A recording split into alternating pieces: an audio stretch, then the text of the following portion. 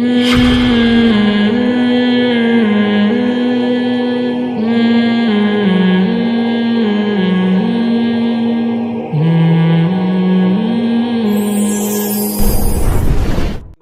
Christmas کا دن ہے اس میں عیسائی حضرات کا دعویٰ ہے کہ اس دن حضرت عیسیٰ علیہ السلام پیدا ہوئے.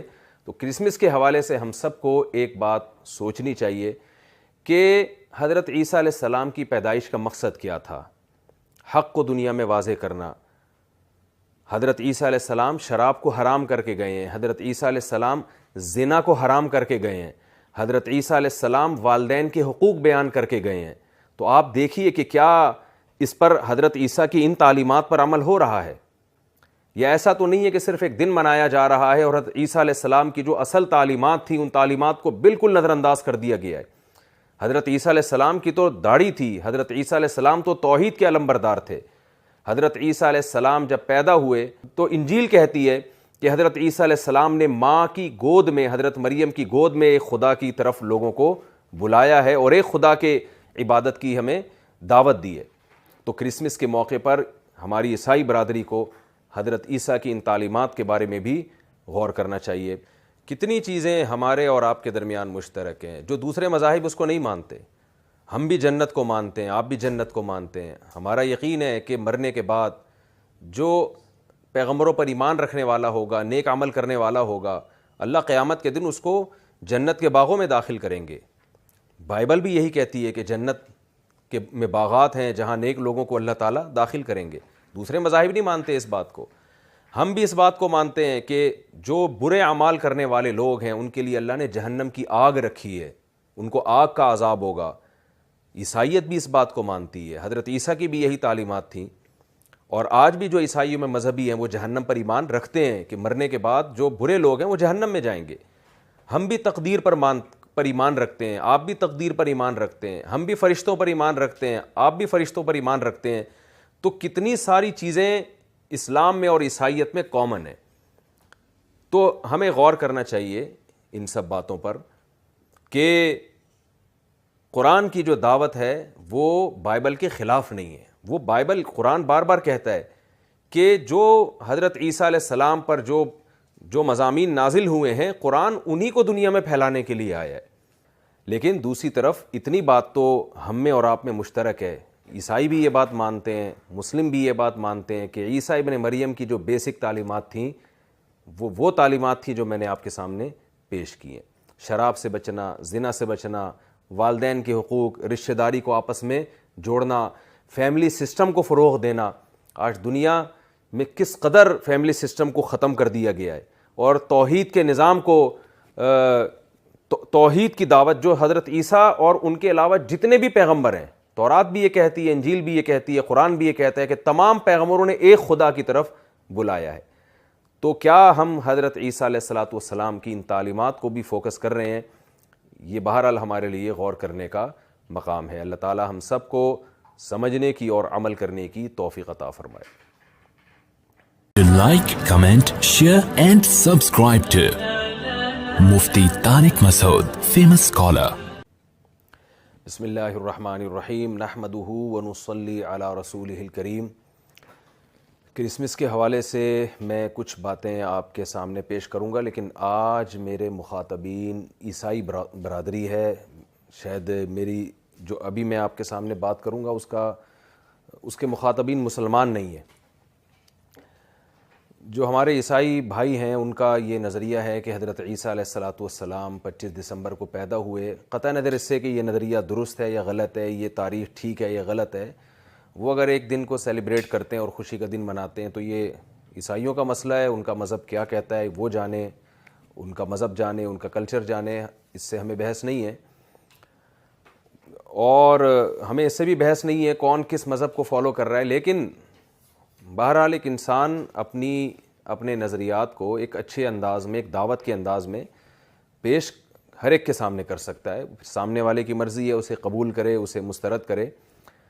تو میں آپ کے سامنے اس قرآن کی وہ آیت رکھنا چاہتا ہوں جس میں قرآن مجید نے اہل کتاب کو, کیونکہ قرآن عام غیر مسلموں سے عیسائی اور یہودیوں کو الگ کر کے بیان کرتا ہے.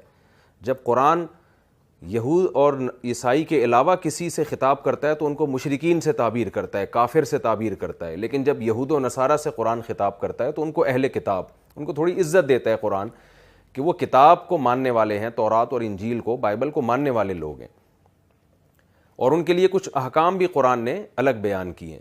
تو قرآن کیا کہتا ہے؟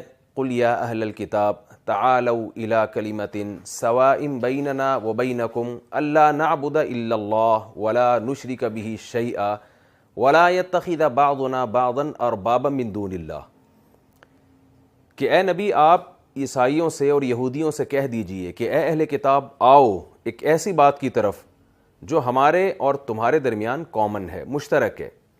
تمہاری آسمانی کتابیں بھی وہی کہہ رہی ہیں جو قرآن کہہ رہا ہے، اور وہ کیا کہہ رہی ہیں؟ اللہ نعبد الا اللہ، کہ معبود صرف اور صرف اللہ کی ذات ہے۔ آپ کو پتہ ہے کہ معبود کی ڈیفینیشن کیا ہے، خدا اور گاڈ کی ڈیفینیشن کیا ہے؟ کہ جو کچھ کرنے میں کسی لاجک کا، کسی سبب کا محتاج نہ ہو۔ وہ آدم کو براہ راست مٹی سے پیدا کر سکتا ہے، وہ کچھ بھی کرنے میں، وہ عیسیٰ ابن مریم کو بغیر باپ کے پیدا کر سکتا ہے۔ اس دنیا کو اللہ تعالیٰ نے کچھ اصولوں میں بند کر دیا ہے۔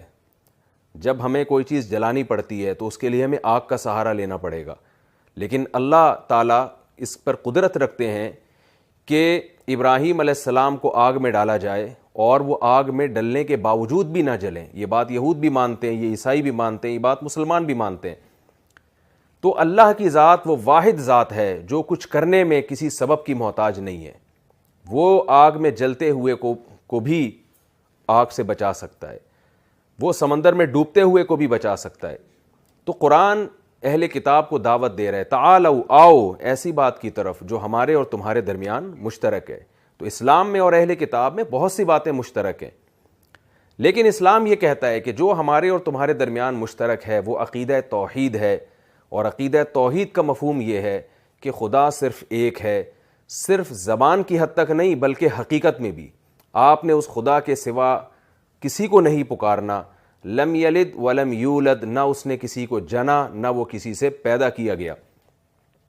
اور قرآن حضرت عیسیٰ ابن مریم کی مثال دیتا ہے کہ اللہ نے حضرت عیسیٰ کو بغیر باپ کے پیدا کیا۔ ان مثل عیسیٰ عند اللہ کمثل آدم، یہ قرآن کی آیت ہے کہ عیسیٰ کی مثال، مسیح کی مثال اللہ کی نظر میں ایسے ہے جیسے آدم کی مثال۔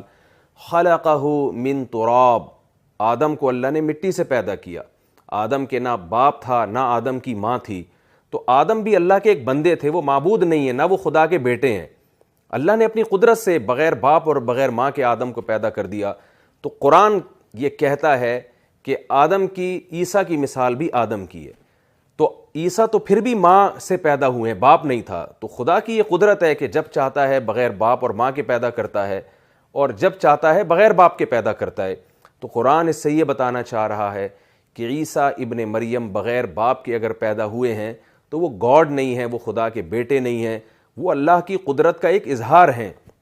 وَكَلِمَتُهُ أَلْقَاهَا إِلَىٰ مریم، اللہ نے کلمہ کن کی طاقت سے ان کو پیدا کیا۔ یہ کلمہ کن کی طاقت حضرت مریم کے رحم میں یہ روح پھونکی گئی ہے، اور اس کن کی طاقت سے اللہ نے عیسیٰ ابن مریم کو پیدا کیا۔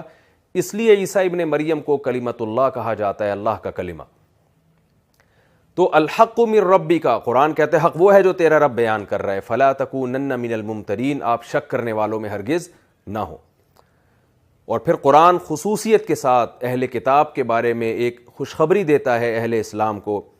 وَلَتَجِدَنَّ أَقْرَبَهُمْ مَوَدَّةً لِلَّذِينَ آمَنُوا الَّذِينَ قَالُوا إِنَّا نَصَارَىٰ، فرمایا کہ اے نبی آپ اسلام کے سب سے قریب ترین دیکھیں گے جس مذہب کو، وہ کرسچن ہیں، وہ عیسائی لوگ ہیں جو آپ کو اسلام کے سب سے قریب نظر آئیں گے۔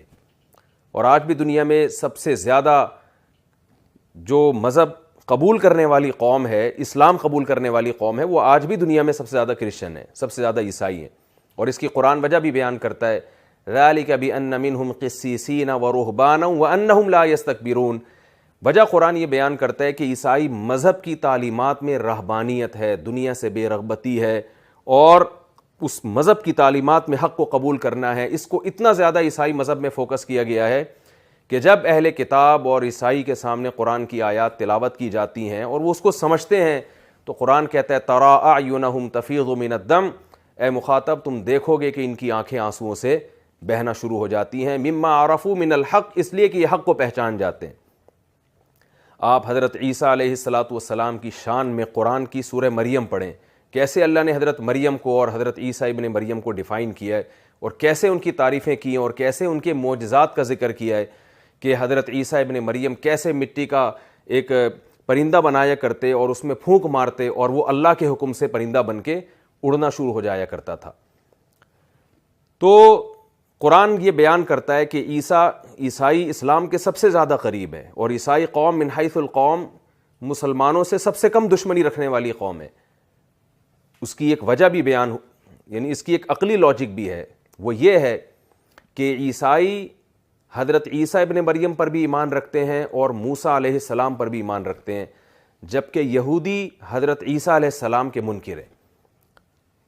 تو یہ ٹھیک ہے کہ عیسائی حضرت محمد صلی اللہ علیہ وسلم کی نبوت کا انکار کرتے ہیں، لیکن ہماری رائے میں عیسائی ایک نبی کا انکار کر رہے ہیں، باقی تمام پیغمبروں کو مان رہے ہیں۔ اس کے مقابلے میں یہودی عیسیٰ ابن مریم کا بھی انکار کرتے ہیں، محمد صلی اللہ علیہ وسلم کا بھی انکار کرتے ہیں، تو وہ اسلام سے نسبتاً دور ہیں۔ اور یہود اور عیسائی کے علاوہ دنیا میں جتنے مذاہب ہیں وہ کسی بھی پیغمبر کا اقرار نہیں کرتے، تو اسلام سے اور زیادہ کنارے پر کھڑے ہوئے ہیں۔ تو قرآن یہ دعوت دیتا ہے کہ مجھے پڑھو، مجھے سمجھو، اور میں تمہیں حقیقی توحید کی طرف بلا رہا ہوں۔ تو ہم سب کو چاہیے کہ ہم حق کو پہچاننے کی کوشش کریں۔ میری بھی یہ ذمہ داری ہے کہ جہاں مجھے حق نظر آتا ہے میں اس کو فالو کروں۔ ہماری عیسائی برادری کی بھی یہ ذمہ داری ہے کہ جہاں ان کو حق نظر آتا ہے وہ اس کو فالو کریں۔ ہندوؤں کی بھی یہ ذمہ داری ہے کہ جہاں اس کو حق نظر آتا ہے وہ اس کو فالو کرے، کیونکہ قیامت کے دن کوئی کسی قومیت کی بیس پہ اس کی بخشش نہیں ہوگی۔ قیامت کے دن بخشش اس پر ہوگی، قیامت کے دن اجر اس پہ ملے گا کہ کس نے حق کو فالو کیا اور کس نے حق کے راستے کو چھوڑا۔ میں اللہ تعالیٰ سے دعا کرتا ہوں کہ اللہ تعالیٰ ہم سب کو حق کے راستے پر چلنے کی توفیق عطا فرمائے اور باطل راستوں سے اللہ ہم سب کو بچنے کی توفیق عطا فرمائے۔ وما علیہ